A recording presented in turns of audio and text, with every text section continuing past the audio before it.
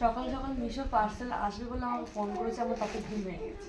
আমি এত খুশি, কিন্তু এগুলো সব আমার না। এগুলো সব দিদি। এখন দিদি খুব কনস্ট্যান্টলি শুধু মিশো থেকে অর্ডার করেই যাচ্ছে, যেটা আমিও করছি। আমার আসতে একটু টাইম লাগবে।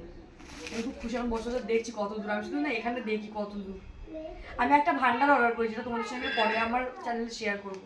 খুব সুন্দর। আমি ওর মধ্যে 1,00,000 টাকা জমাবো, 1,00,000 টাকা। এটা আমার হাত খরচা নেই। কি করবি ওটা? রাস্তায় লুকিয়ে রেখেছি দেখো। 1,00,000 টাকাটা নিয়ে কি করবি? আমি খাবো, আমি খাওয়া দাওয়া করবো। আমি না মানে যখনই গ্রসারি জিনিস আনতে তার আগে ভাবি আমি না একটা ডার্ক চকলেট নিজের জন্য কিনবই, কিন্তু কিনতে গিয়েও না সামনে লাইনের অনেকক্ষণ দেখি, লোভও লাগে, কিন্তু নিয়ে না চলে আসি। তারপর বেরিয়ে আসার পর মনে হলো নিলে ভালো হতো। খুব কাঞ্জার, জানো তো আমি খুব কে দেয় তাহলে তোকে এত টাকা চকলেট?